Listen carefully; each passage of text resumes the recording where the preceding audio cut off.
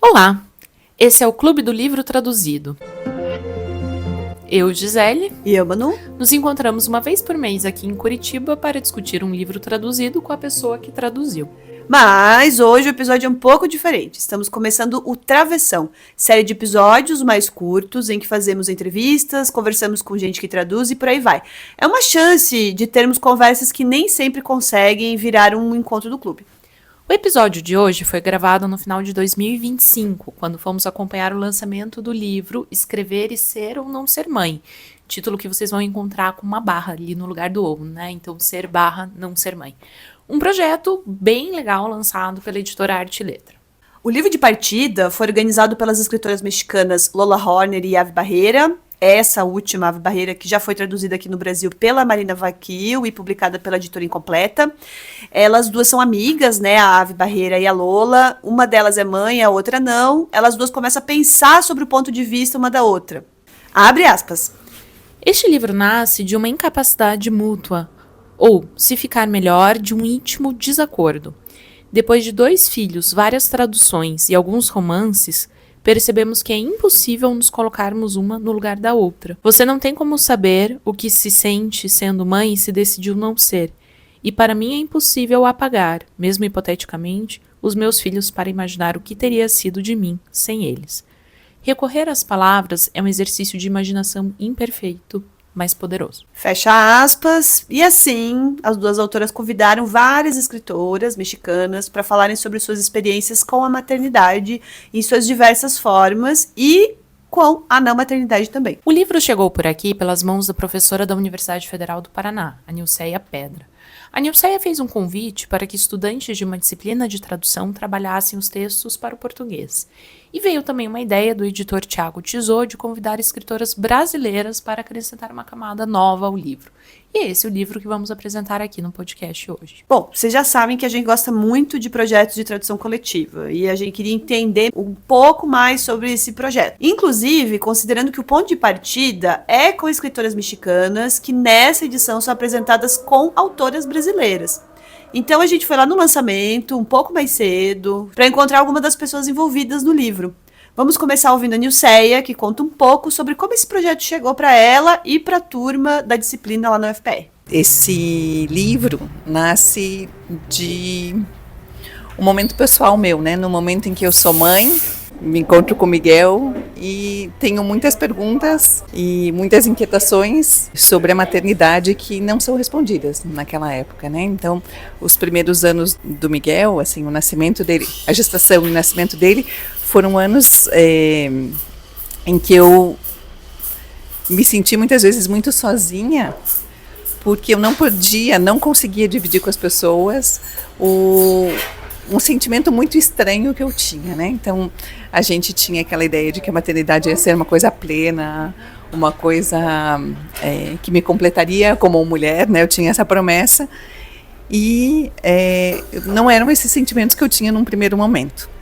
Mas foi só em 2019, então o Miguel já tinha 3 anos, quando eu encontrei a Brenda Morales, uma professora da UNAM, que estudava e continua estudando maternidades dissidentes, e fiz com ela um curso, né? E nesse curso a gente leu muitos textos literários sobre outras representações de maternidade. E naquele momento foi assim catártico e bom para mim, né? Ver aquelas outras figuras de mãe que eu não tinha tido até então representadas literariamente. Curiosamente, eu não tinha visto aquelas mães na literatura e me identifiquei com muitas delas, né?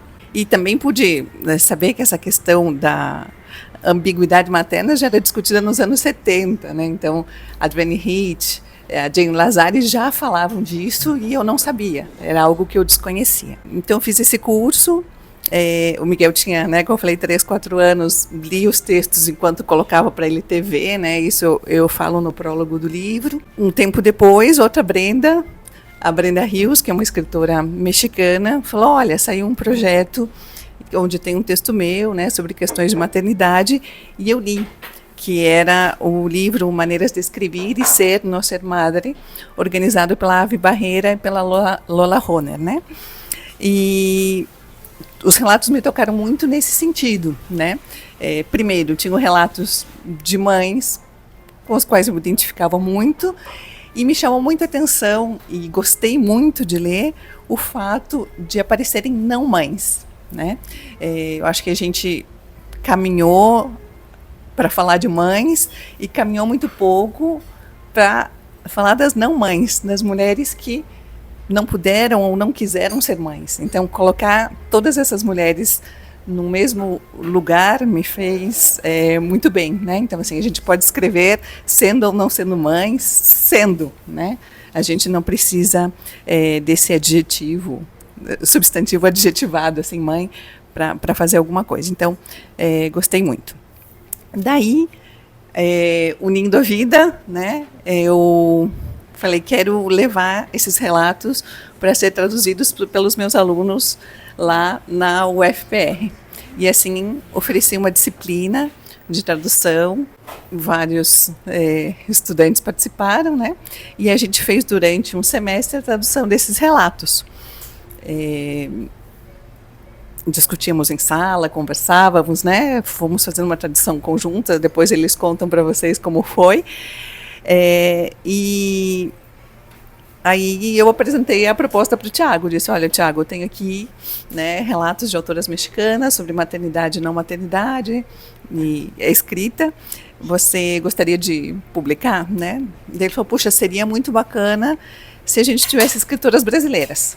Bom, talvez aqui resida um dos pontos mais interessantes do projeto, porque não é só uma tradução de uma proposta de duas escritoras mexicanas, mas é uma proposta que traz algo diferente para o Brasil, que é essa perspectiva de autoras locais, dessas autoras brasileiras, né? Quem lê aqui, nesse livro, encontra os textos das autoras mexicanas e brasileiras intercalados, e assim pode ter uma perspectiva de gerações e locais totalmente diferentes. Fiquei aqui pirando o quanto seria legal ter o mesmo projeto em outros países da América Latina e até mesmo fazer uma espécie de mapa do tema. Para vocês terem uma ideia, algumas das autoras brasileiras que participam da antologia são a Adriana Lisboa, Natália Borges Polesso, a Gabriela do Amaral, entre outras. E vocês vão ouvir algumas delas falando mais pra frente no podcast. Fui mandando mensagens para várias autoras, escritoras, né, batendo em muitas portas, tentando buscar representatividades de maternidade muito diferentes. Recebi bastantes nãos, né, mas os sims que eu recebi são das pessoas que estão nesse livro, que eu agradeço muito a todas essas mulheres que se dispuseram a se apresentar nesse livro, né, porque eu acho que é uma apresentação muito verdadeira, muito genuína. A gente tem textos que perpassam muito essa experiência pessoal, assim, e íntima, que também é muito bacana, né? Então, tudo isso, né, foi o projeto que se organiza, então, num livro onde a gente encontra os textos das autoras mexicanas traduzidas por estudantes da Universidade Federal e os textos de autoras brasileiras contemporâneas, né, falando sobre sua experiência de escrever e ser ou não ser mãe. As maternidades têm aparecido em várias pesquisas da Nilceia dos últimos tempos, principalmente depois do nascimento do filho dela, o Miguel. E a gente ficou curiosa para saber como é que foi levar esse tema, digamos, pessoal, para dentro da academia. Ainda mais para uma disciplina de prática de tradução com alunos de gêneros e interesses diversos. Então, né, no meu caso, né, eu rio porque acho que é uma coisa só, né? Eu transformei a maternidade em tudo por um tempo, né? Nessa última década. Então, eu sou mãe do Miguel. Eu faço pesquisa sobre representação de maternidade na literatura e eu levo para a aula de tradução, né, essa inquietação. Então é como esse combo que me tocou profundamente, né? Essa experiência que me tocou profundamente vira esse todo. Então eu tenho dito muito que esse livro é minha confluência na última década mesmo, né? Assim, da vida e profissional. E talvez eles possam dizer o que foi, né, conversar comigo sobre maternidade, o que isso tocou neles também, porque eu tenho uma expectativa de que as novas gerações de mulheres possam ter mais liberdade, né, nessa escolha. Eu sou de uma outra geração onde a maternidade era um imperativo para a minha geração, né? Não ser mãe nos deixava num lugar muito desconfortável. Nos deixa ainda num lugar muito desconfortável de não aceitação. Então, meu discurso em sala de aula muitas vezes é esse, né? Que vocês possam ser livres para fazer essa escolha livremente, né? Sim ou não. Eu acho que é essa liberdade que eu gostaria que elas levassem. Outra curiosidade nossa era saber como é que a Nilceia organiza a dinâmica da disciplina, até porque não é a primeira vez que ela faz isso. Em 2018, eu, a Gi, fui aluna dela numa disciplina de tradução. Nós fomos convidadas a escolher contos de autoras de qualquer língua e traduzir para o português. A gente também tinha que conversar com as autoras ou os agentes para tentar conseguir os direitos para a publicação, o que também mostra para os alunos esse aspecto do mercado, né, literário.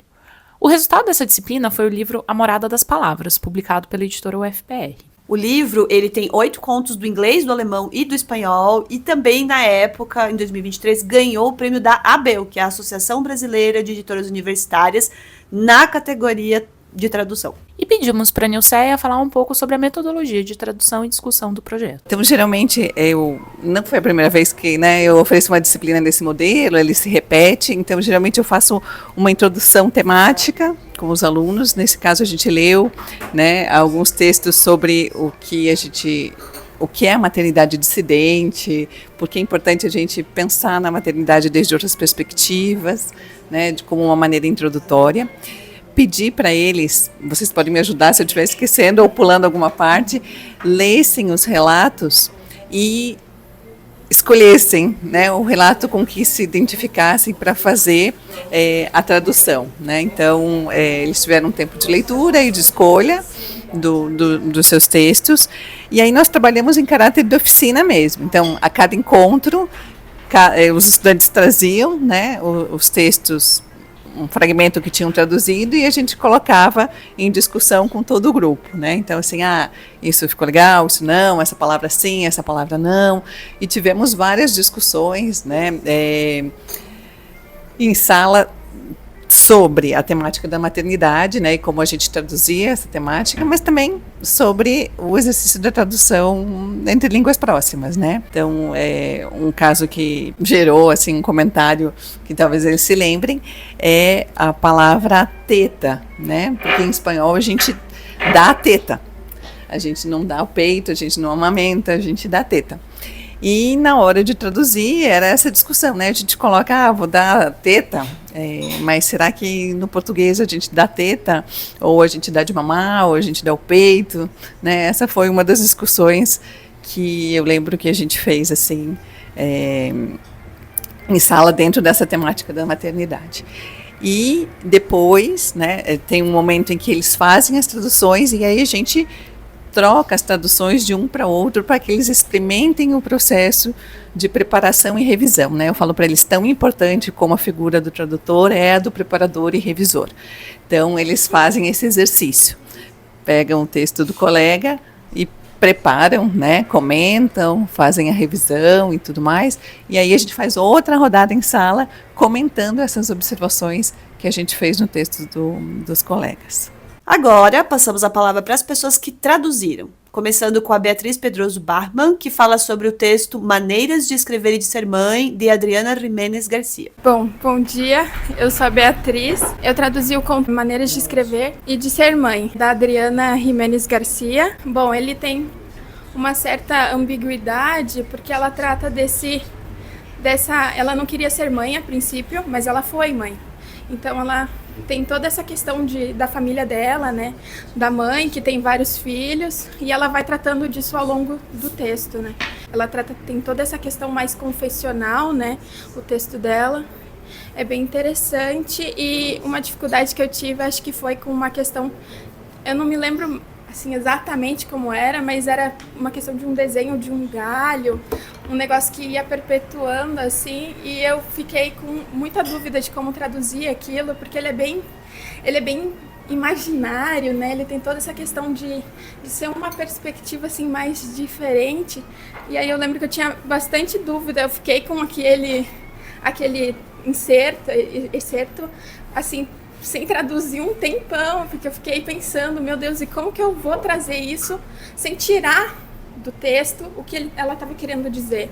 Então eu acho que foi bem interessante todo o meu processo ali de entender o que ela estava querendo falar com aquilo e de como traduzir para que mantesse, né, principalmente essa ideia, essa questão.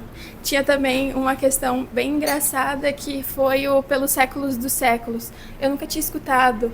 Daí quando eu olhei ali, eu não acho que eu não traduzi ou alguma coisa assim.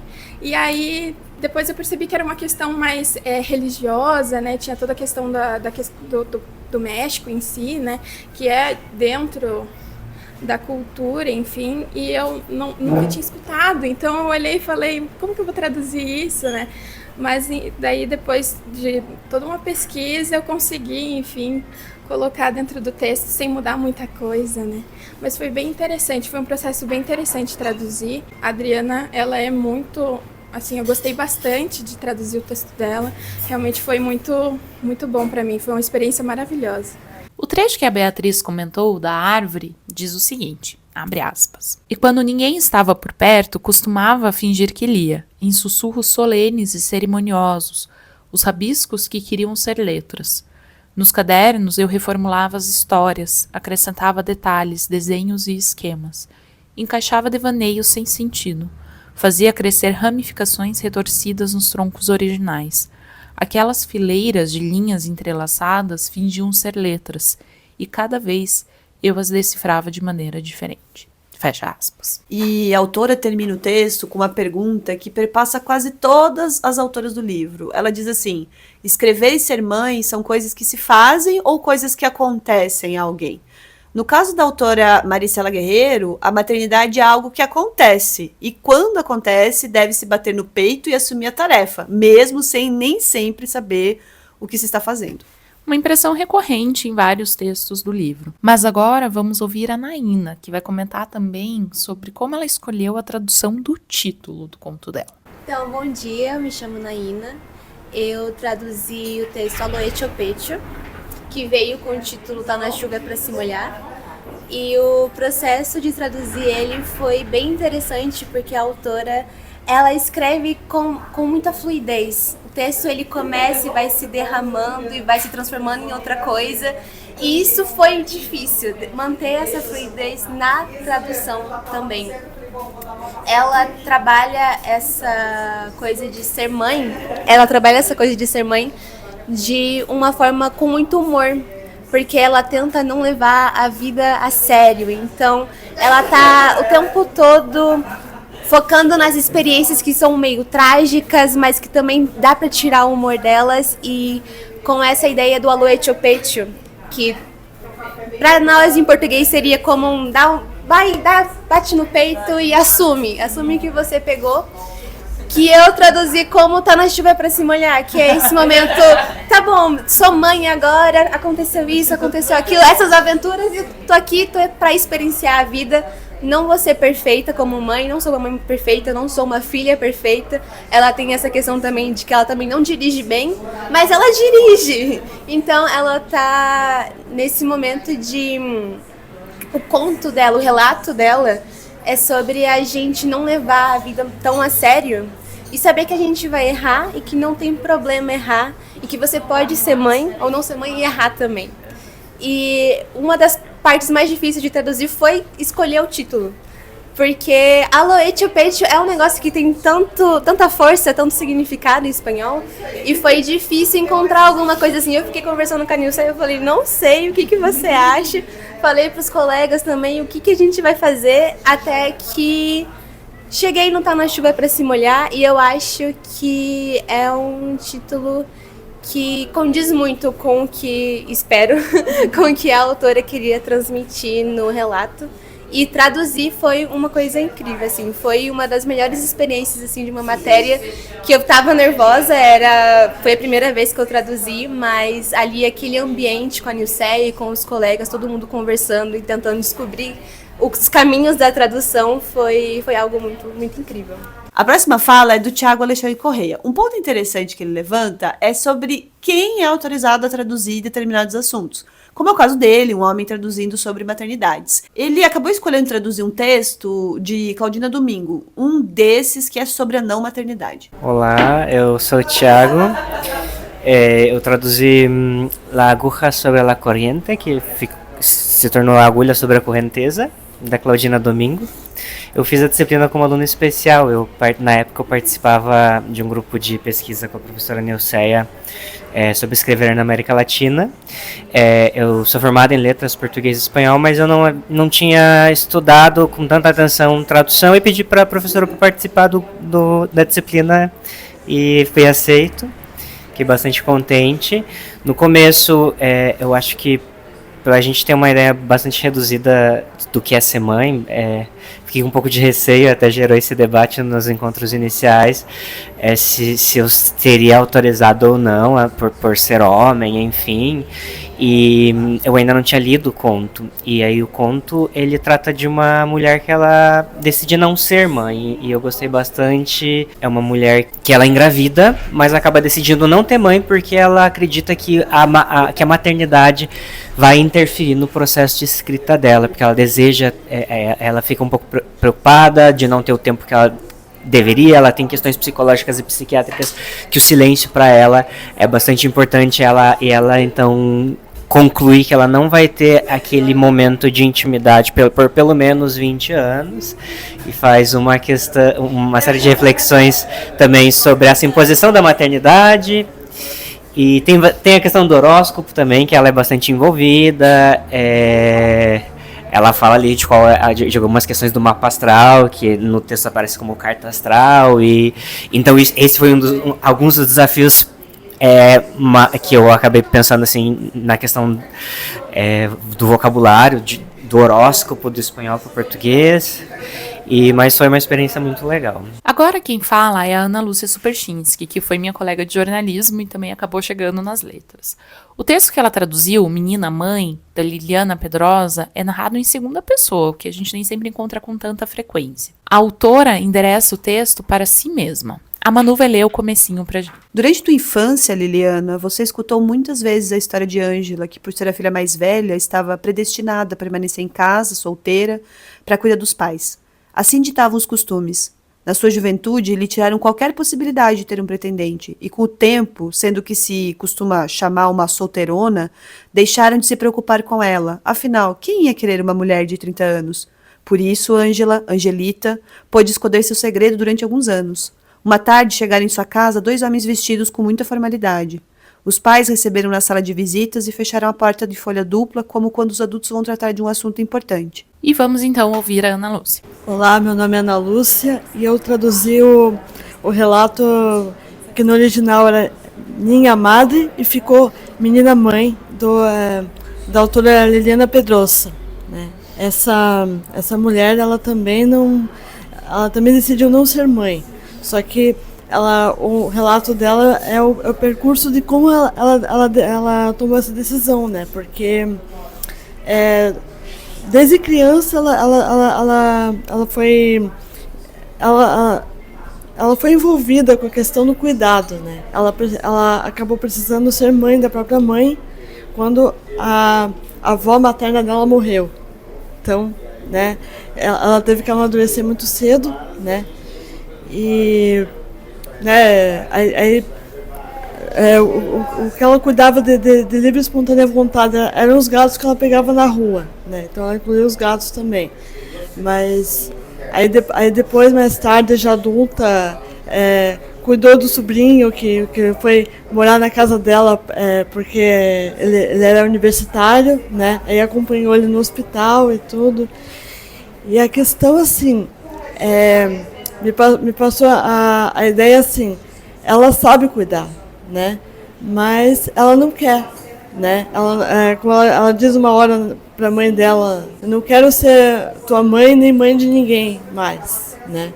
E assim, é uma escrita bem fluida, né? Bem gostosa de traduzir, mas assim, conforme você vai lendo, você vai sentindo o peso, né? Né? E assim, para mim foi realmente uma introdução a uma maternidade dissidente, né? A esse tema de maternidade dissidente, a não querer ser mãe, né? Claro, a gente sempre ouve falar disso, mas é uma coisa assim que normalmente não se aprofunda, né? É tratada de forma mais superficial. E gostei muito de traduzir, né? acabei até me identificando com ela, né? Essa coisa até de um dos desafios é que ela revisa a história dela, então ela vai de um lugar para outro, né, de momentos diferentes, assim, num piscar de olhos, né? E eu me identifiquei com isso, porque eu também faço isso, escrevo diários, então é muito normal, né, isso, entende? E, né, não sei se isso vai chegar a ela, mas eu gostaria de dizer muito obrigada a ela pela oportunidade. A Ana Lúcia comentou aqui sobre o trabalho dela como tradutora, mas também que escreve e que isso teve uma influência na maneira com que ela leu o texto que traduziu. E com isso chegamos nas autoras que participaram da edição brasileira e como elas receberam o convite e trabalharam a partir da proposta. Começamos ouvindo a Fernanda Morishita, autora do texto Porque Eu Escrevo. Ela vai comentar algo que se conecta com o que a Ana Lúcia falou, que é escrever um diário como prática de escrita com enfoque na maternidade. Bom dia, meu nome é Fernanda. Eu recebi esse convite da Nilceia. A gente já se conhecia por conta dos filhos e escola e conversas que a gente teve sobre, né, trocas que a gente teve enfim, principalmente da escola das crianças.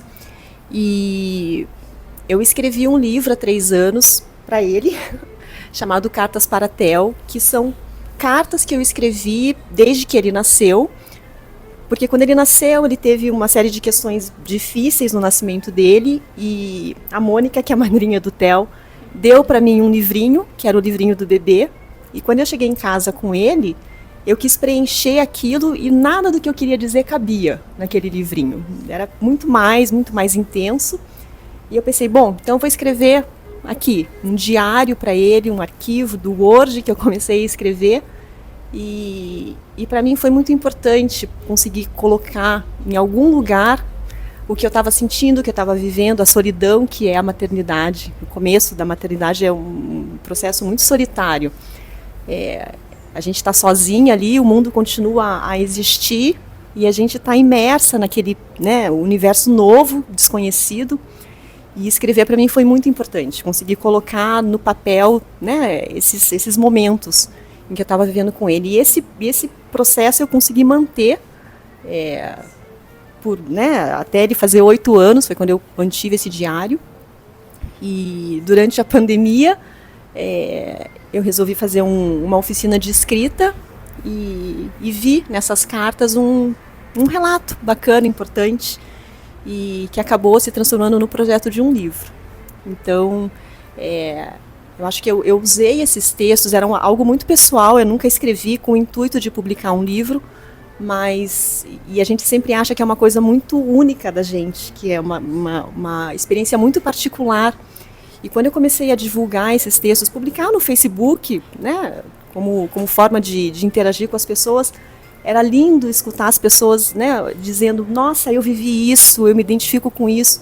E às vezes nem tanto na relação de mãe e filho, mas de filho com os próprios pais ou avós, assim, relações de afeto, na verdade, né, que a gente que eu estava ali colocando. E esse retorno foi muito bacana, assim, de perceber que era uma coisa tão íntima, era um diário meu para o meu filho. E de repente isso, né, assim, as pessoas se identificavam com aquilo, se viam naquilo. Então, para mim foi um processo bonito, assim, de deixar para ele também, né, uma visão minha da maternidade, que é muito diferente da que ele tem, né, da que ele está formando na cabeça dele. Em algum momento, ele já adulto vai poder ver tudo isso a partir do meu ponto de vista. Né, é um relato para ele também. Então, e aí poder participar desse projeto, né, como eu já tinha escrito esse livro e o convite da Nilceia, eu falei, nossa, é perfeito, né? Eu escrevi sobre isso, sobre o que eu publiquei, escrevi, e aí poder fazer parte do projeto para mim foi assim, é uma honra, né, de ver relatos, coisas minhas que eu escrevi tão para mim e de repente fazer parte de um conjunto de textos e de autoras, uma coisa tão maior, né, uma coisa que é minha ali, começou ali na minha sala da minha casa e de repente, né, faz parte de um universo tão maior.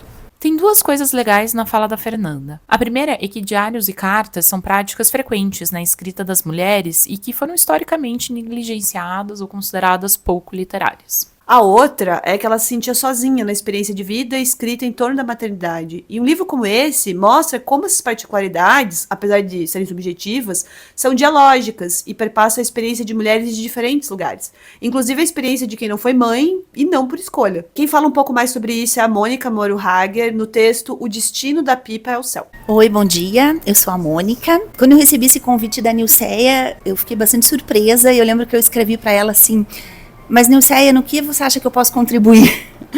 Porque eu não sou mãe, e não sou mãe não por escolha, mas por contingências da vida. Eu li todo o livro e eu acho que o meu relato é diferente de todos, porque realmente o fato de não ser uma escolha coloca isso num patamar um pouco diferente, assim, né? Então eu gostei muito, né, de ter tido essa oportunidade e da Nilceia considerar que o meu relato seria uma contribuição, né? Porque eu nunca me sentiria parte de um livro como esse e ter tido assim a coragem de escrever, de expor meus sentimentos e tudo que envolve, né, a minha condição de não mãe. E depois que eu li o livro, me senti fazendo parte, porque eu me senti muito integrada com muitos relatos, né? E o mais interessante também foi de me sentir tão identificada com autoras que nem vivem no meu país, assim. Então eu gostei muito de ler os relatos das autoras mexicanas, eu achei as traduções, assim, muito boas. Eu me surpreendi,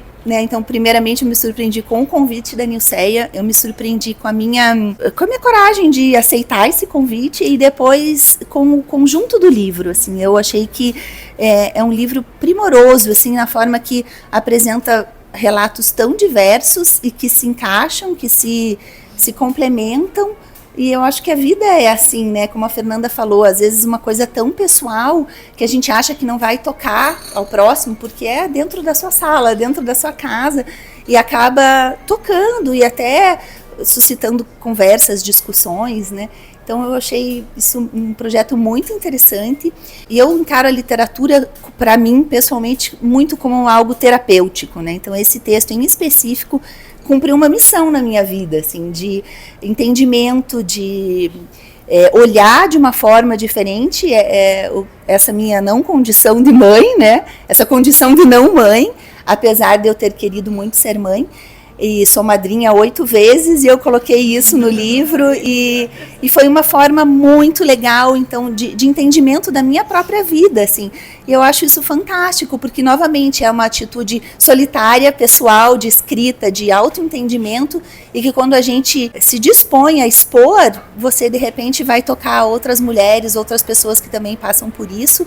E isso é muito interessante, né? A literatura como uma forma de comunhão entre situações que são diversas, mas que acabam convergindo, e um livro como esse, para mim, foi muito especial nesse sentido. Muito obrigada novamente, Nilceia. A próxima voz que a gente vai ouvir já é conhecida por aqui. Quem comenta é Júlia Reis, que você conhece do episódio sobre Anne Carson e de várias perguntas em outros encontros. Não, eu queria só comentar que eu achei tão bonito seu texto, Mônica. Eu li hoje de manhã porque eu tô lendo aos poucos por causa das obrigações final do ano, mas achei muito bonito, e muito bonito ainda saber que você é amiga da Fernanda, que vocês estão juntas no livro. Achei muito especial isso, porque em vários textos o que eu senti é que o afeto entre as mulheres aparece muito ao longo do livro, com as irmãs, com as amigas, com as primas e tudo. Meu texto mesmo, eu estava pensando qual que era essa relação de Maria depois, nessa mitologia cristã, Maria depois de ter anunciado, o anjo veio e anunciou que ela ia ter um filho, ela vai passar 3 meses na casa de Isabel, que é a prima dela, que também foi anunciado um bebê para ela, né? Então elas, atrapalhadas com essa notícia que vai mudar absolutamente tudo, resolvem ficar juntas durante os 3 primeiros meses, que é uma coisa que eu acho muito emocionante e que é uma constante no livro, assim. Então, vocês agora é a materialização disso que aparece no livro, assim. A Nilceia emenda. E acho que essa, como eu falei, queria reforçar, né? Essa parte muito bonita do projeto, que é não ser mãe, né? A Mônica fala que estranhou o meu convite, né? Mas por que você me convidou se eu não sou mãe, né? Se eu não pude ser mãe? Esse silêncio que habita o não poder ser, né? Eu acho que essas mulheres também possam se mostrar. Para mim, é muito valioso, né? Então, quando eu li os relatos e vi essas que ou por escolha ou pela não escolha, né? Por dizer assim, eu não pude, que essa voz não deslegitimize esse desejo, né? E esse lugar da maternidade, né? Porque a Mônica também aqui depois foi fazer uma reflexão sobre a mãe dela, e a gente falou muito isso ao longo desse projeto entre muitas de nós. Pensar na nossa maternidade ou não maternidade, o texto da Maria Isabel também vai por aí, faz a gente pensar nas nossas mães e nas maternidades que elas tiveram, né? Como elas foram nossas mães e em que circunstâncias. A Maria Isabel Bordini continua no tema da não maternidade sobre mitocôndrias. Então eu sou a Bel, Maria Isabel, apesar da mitologia cristã eu não sou mãe. Tenho uma dupla maternidade marcada, não desceu anjo. Eu também fiquei surpresa com o convite da Nilceia. Achei desafiador. Eu confesso que no começo eu fiquei, putz, onde que eu me enfiei, né? Porque pra mim a maternidade é um assunto muito incômodo, né? Eu tenho... Minha mãe é mãe de 8 filhos. E, enfim, é um modelo de maternidade com o qual eu nunca me identifiquei. E, então foi um exercício de pensar justamente, né, essas maternidades que vieram antes de mim, né? Da minha mãe, das minhas avós. E como que isso repercute na minha visão de maternidade hoje, porque eu não fui mãe, não, assim, um pouco por escolha, mas muito também por contingência. Então foi um exercício bastante... Foi dolorido, assim, né? Pensar sobre isso, porque, enfim, implicou em olhar para padrões familiares, né? Padrões de relação parental, assim, né? Coisas que... Enfim, que também não são da ordem, né, da experiência individual meramente, né? Acho que todos nós temos essas feridas familiares que a gente, em alguma medida, vai tentando curar, né, ao longo da nossa trajetória individual. E, se for o caso, né, passar essa cura para as gerações seguintes, né? Então, foi um texto, né, assim, que veio assim, desse esforço, assim, digamos, de autoconhecimento, também um pouco no sentido de uma autocura e tal. E eu não consegui ler os outros textos, eu peço desculpas, inclusive. Eu estava num ano muito atribulado. Eu comecei, quando a Nilceia me mandou, eu comecei a ler alguns textos no espanhol, mas eu não cheguei a terminar nenhum, porque eu ainda estava com esse incômodo do tema. Nossa, vou ter que encarar esse tema, que já é um tema, assim, né, que me pega ali, né? Então eu pensei, não vou ler nada, vou escrever o meu, e aí depois eu leio todos. E aí esse depois ainda não chegou, mas agora que eu vou entrar de férias eu lerei, com muito prazer. E estou muito feliz de estar aqui, é um privilégio, né, estar ouvindo vocês e compartilhando as histórias de vocês todas. Obrigada, Nilceia. A Carol Sakura, autora do texto Colo Valente Não Toma com Vento, fala como não se sentia confortável em colocar a própria maternidade como tema de sua escrita, mas que encontra textos de mães e não mães, ela conseguiu perceber novas possibilidades. Então, eu sou Carol Sakura, sou, no caso, uma das mães, né? E foi muito especial esse convite da Nilceia, porque foi uma coisa, primeiro foi a oportunidade da gente se conhecer, né? E eu, diferente de vários outros, até nos outros textos que eu percebi, as mães já estavam trabalhando em algum texto, né? Tem o livro da Júlia, né? A Fernanda falou também que já estavam trabalhando a maternidade. Parece que eu estava com medo de falar da minha maternidade junto da literatura, porque eu estava mais numa angústia de, será que eu ainda escrevo apesar de ser mãe? Assim, parecia que eu estava assim, eu consigo escrever algo que não seja sobre ser mãe? Cadê essa parte que é minha, sem ser por causa desse processo que eu passei, também de me sentir despersonalizada, né? Que é esses aspectos dolorosos que tem a maternidade também. E acho que foi uma oportunidade muito especial, assim, pela primeira vez nossa, deixa eu colocar isso, né? Porque eu estava escrevendo sobre outras coisas, e daí é muito legal a gente escutar os outros também, essa oportunidade de estar falando aqui, escutando, porque daí vai vindo outras coisas, né? E daí fiquei pensando como foi especial também ler os textos que eram sobre não mães, assim. E eu acho que essa é uma das forças do livro também, a gente se olhar nessa possibilidade, né, de não maternar, de não se sentir obrigada. Então, alguns dos textos que eu também gostei muito foi ver esse outro lado, assim, porque eu também tive essa relação de a minha mãe ter essa maternidade compulsória e eu passar muito tempo com medo de ser mãe, né? E eu acho que E pensar nessa possibilidade que eu tive esse momento que eu pude, talvez, em alguma medida, escolher, né? E eu acho que isso está muito no meu texto, pensando essas coisas.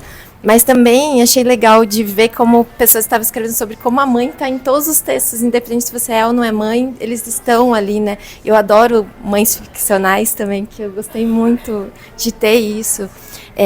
E o texto da Mônica também de falar sobre não maternar, mas também de pensar que querendo ou não, eu sempre estava falando sobre mães e criação e relações parentais nos meus outros livros também, né? Tipo, eu tenho um projeto que se chama O Filho Mal, que é sobre, apesar de ser é sobre isso, assim, é sobre uma filha que ela se sente mal de não amar a mãe, sabe? E daí, então, esse tema já estava lá, né? Por mais que eu dissesse, nossa, acho que é a primeira vez que eu vou escrever sobre ser mãe, mas de certa forma a gente já está sempre escrevendo e pensando sobre outros pontos de vista. Então, acho um projeto muito lindo, gosto muito também dos diálogos que tem entre, principalmente a Ave e a Lola no final, que até comentei, né, de, tipo, esse diálogo, né, e acho muito bonito que a Júlia falou também, que acho que é isso que a gente sente no livro, que é essas mulheres se apoiando, né, nessas possibilidades, assim, acho que isso que é bonito no livro, assim, né, essas mulheres se encontrando, porque por tanto tempo nos dizem, fiquem separados que vocês estão competindo, né, e a maternidade muitas vezes tem isso também, né, de, tipo, quem que é melhor mãe, que o teu filho começou a andar antes, ele já está comendo, ele já está falando, e estão sempre tentando dividir a gente, até dentro da maternidade. Então, eu acho que esse é um livro para a gente se abraçar, assim, sabe, como mulheres. Então, parabéns, Nilceia, ficou muito feliz com o convite. Agora é a vez da Júlia, que já tinha aparecido por aqui rapidinho, mas que agora volta para falar do texto dela, Torcer Trapos Molhados. Ai, bem lindo isso que a Carol estava falando. É um projeto muito especial, né? Agradeço a Nilceia, agradeço todo mundo que viabilizou, né? As meninas que agora estão dando esse espaço para a gente conversar sobre. E aí eu queria começar dizendo que eu não gosto da palavra universal, ela me dá algumas coceiras, mas se tem alguma coisa que é universal é o nascimento, né? Essa é uma experiência de todo mundo, de se inaugurar no mundo e vir ao mundo, assim. E eu falo isso porque eu acho que os temas envolvendo nascimento deveriam ser de interesse de todo mundo. A gente ainda tem um desinteresse de uma boa parte da população em relação a esse assunto, como se ele fosse muito nichado, né? E eu já submeti alguns projetos a edital com ideias diferentes e que não passaram, e os pareceres são assim. É um assunto muito nichado, é um projeto nichado, só vai atender a uma parcela. Sendo que nascer é uma experiência a mais comum de todas, né? Então que esse livro possa chegar em pessoas que, não só a gente que tem um interesse visceral e mais perto desse tema, mas, né? E por isso que eu acho muito interessante ter um tradutor aqui se relacionando com esses temas, né? Que pessoas as mais diversas se relacionem com o tema nascer, né? Me parece muito, muito óbvio, né? Mas ainda temos um caminho para seguir em relação a isso. Por isso que é bom a gente estar no podcast também, né? Que vai chegar a outras pessoas e tudo mais. E aí, quando veio o convite da Nilceia, a minha primeira vontade era ensaiar mesmo, poder fazer um percurso de texto que eu não precisasse voltar, fazer uma circularidade de voltar ao argumento. Eu quero ensaiar porque eu acho que viver ensaisticamente, viver como mãe é tão ensaisticamente a cada momento, a cada mês, a cada nova fase da criança, é uma nova fase que você tem que refazer as tuas balizas e você nunca sabe para onde vai seguir. Hoje de manhã eu estava conversando com uma mãe que é mãe de uma menininha de 1 ano e 8 meses. Ontem eu estava na casa da minha amiga, que é mãe de uma adolescente de 17. E então um tempo grande entre elas, mas que elas estão nos desafios também, cada uma no seu momento. Então eu queria ensaiar, queria falar um pouco do meu trabalho, O Bebê Tem Fascinação por Lâmpadas, que é um livro de ensaio ficcional.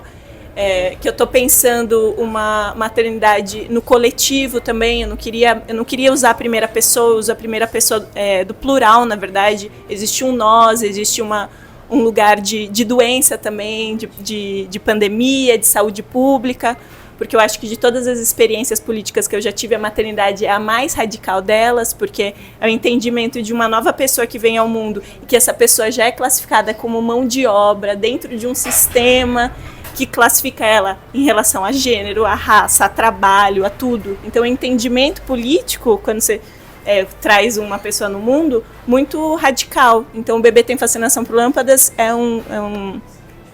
é um trabalho que vai por esse lugar, que vai para um lugar de escuta também de profissionais, enfermeiras e assistentes sociais durante o pré-natal, lá no programa Mãe Curitibana. Então, o Sistema Único de Saúde também, essas profissionais que estão lidando com essas questões, que muitas não são mães, por exemplo, né, mas que cuidam de crianças diariamente e cuidam de crianças em vulnerabilidade. Então, eu queria fazer um bololô da minha experiência junto com todas essas questões mais coletivas e sociais, e escrever Bebê Tem Fascinação por Lâmpadas. E aí, quando eu fui escrever para a coletânea em específico, eu lembrei de um sonho que eu tive. Então, eu começo com um sonho que eu tive com uma amiga minha, que eu vi uma divindade se mexendo e eu pegava umas bolinhas coloridas, daquelas que tem em brinquedo de criança, e ficava jogando nessa deusa, assim. E aí, em certo momento, eu pensava assim, ela vai ficar brava comigo. E aí, essa deusa de pedra sorria. E aí, vinha na minha cabeça que existe alguma coisa do universo que é do humor. Por isso que eu adorei você falando, a tradutora falando de um texto de não se levar a sério em relação à maternidade, porque eu tive esse sonho. E aí depois tinha outras divindades que falavam em sânscrito, e uma delas queria que eu falasse para minha amiga que que uma criança não atrapalharia a escrita dela. E aí eu parto dessa ideia de atrapalhar. O que é atrapalhar a escrita, né? No momento, a minha filha estava no desfraude, então ela estava fazendo cocô no meio da sala. Então, além de tudo, ainda tinha o cocô no meio do caminho, né? O que é muito interessante para pensar esse processo de civilização muitas vezes forçada que a gente faz com a criança, né? De encaixotar a criança, que é um ser muito que corre para fora da civilização e que precisa entrar, às vezes, forçosamente dentro da civilização. Então, tudo isso, ensaiar. E aí eu vou chegar na mitologia cristã, da Maria e Isabel, e aí eu fiquei pensando, o que é essa mulher que recebe uma anunciação de um anjo falando, você está grávida agora, e aí? E vai para a casa da prima, né? E vão ficar lá 3 meses lidando com essa ideia que é a mais atrapalhadora de todas, que é você vai ter uma criança, né? Muda tudo, atrapalha tudo. E aí, só para terminar, da etimologia de atrapalhar vem de trapos, que é tecido. Aí eu fui pesquisar alguns teólogos que falam que Maria, provavelmente naquela pequena vila de Jerusalém, estava tecendo, porque era uma atividade comum das mulheres na época, tecer, mexer com tecido. E aí eu tento especular, ensaiar, que de repente a Maria queria criar com tecido. Enfim, tudo isso que vocês vão encontrar ali.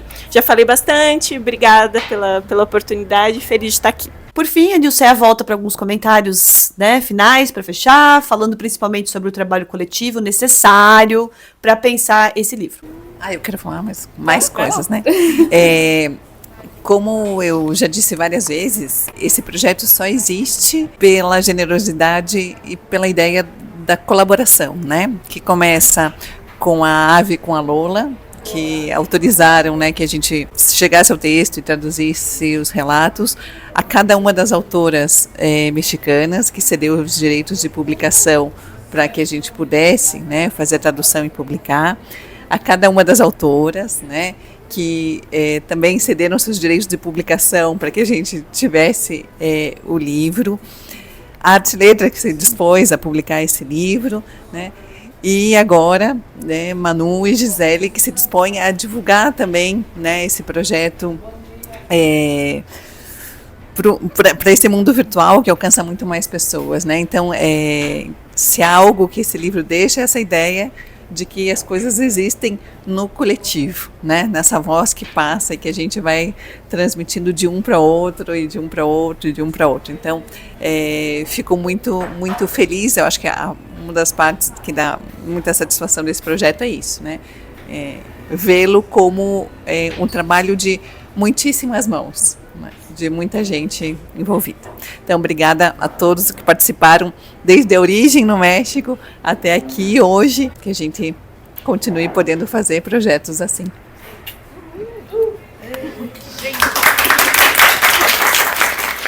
Uma coisa que me marcou no livro é como várias dessas mulheres escritoras vão se relacionar com a leitura durante a sua maternidade, né?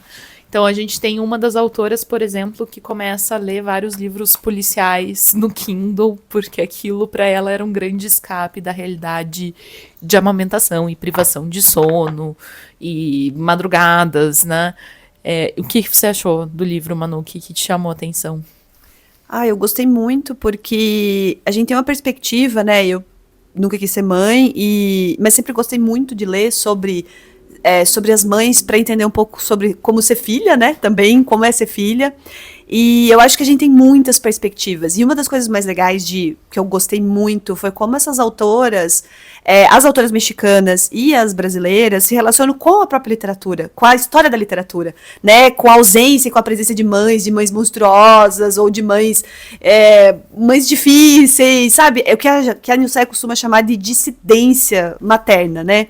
Aí tem um trechinho aqui da Iris Garcia Cuevas, que foi traduzida pela Franciele Savinsky, que se chama A Maternidade e a Reescrita do Eu.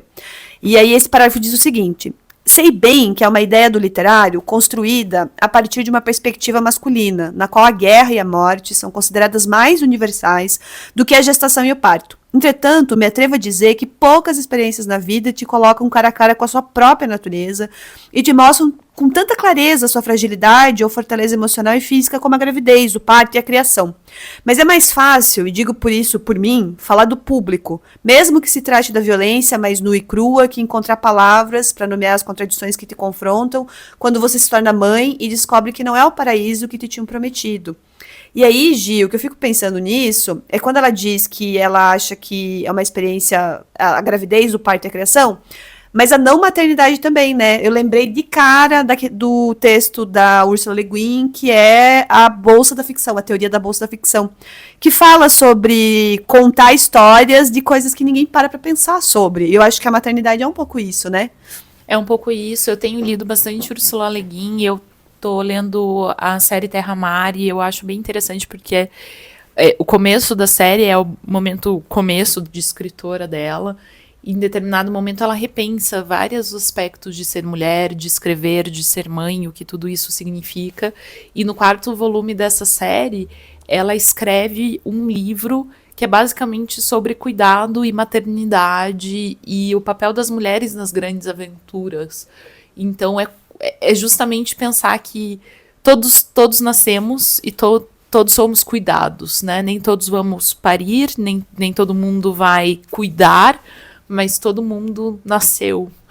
E como essa, no fundo, é uma grande experiência e que não fica nas nossas narrativas, né? Nossa, super isso. E aí você falando essa parte mais legal, gente, era a gente ficar lembrando de livros traduzidos e não traduzidos, mas também lembrei super da Shirley Jackson, que foi mãe de várias crianças e que tinha que escrever nos intervalos, enquanto ela maternava, enquanto ela cuidava das crianças. Então, muitos dos contos de horror da Shirley Jackson, de suspense, de mulheres vivendo situações estranhas, domésticas, se passam por conta disso. Então, os textos dela não falam tanto de ser mãe, mas falam do terror da vida das mulheres domésticas, né, das mulheres que vivem no ambiente doméstico. E eu achei muito legal quando eu encontrei isso no livro da Rasmina Barreira, no Linha Negra, que ela tá fazendo um diário sobre a gravidez dela e ela tá falando sobre umas coisas monstruosas do corpo dela crescendo. E aí eu lembro que eu anotei, assim, falei, nossa, parece a Shirley Jackson. E aí eu virei a página e ela cita a Shirley Jackson. Então isso é muito legal, sabe? Então esse livro da Nilceia abre portas para muitos outros livros, traduzidos e não traduzidos. Aí só quero comentar que a Shirley Jackson é habilmente traduzida pela Deborah Landsberg, que escuta o podcast. E a Ursula Le Guin é traduzida pela Essi Regina Candiani. Isso. E a Rasmina Barreira pela Silvia Massimini Félix também, pra gente... E olha que a gente tá falando isso de cabeça, tá, gente? A gente nunca esquece as tradutoras. Acompanhe nossos encontros e leituras no Instagram. Somos o @Clube do Livro Traduzido, tudo junto. E o próximo episódio será com o Daniel Martinez sobre Divã Ocidente Oriental, do Goethe. A Gia falou que eu pronunciei certo. Goethe. Droga. O Clube do Livro Traduzido é uma iniciativa das tradutoras e pesquisadoras Emanuela Siqueira e Gisele Ebersperger. A música tema do podcast é Ocean, de Tristan Bard. Roteiro de Emanuela Siqueira e Gisele Ebersperger. Edição, Gisele Ebersperger. E se você estiver lendo algum livro traduzido, não esqueça de mencionar quem traduziu.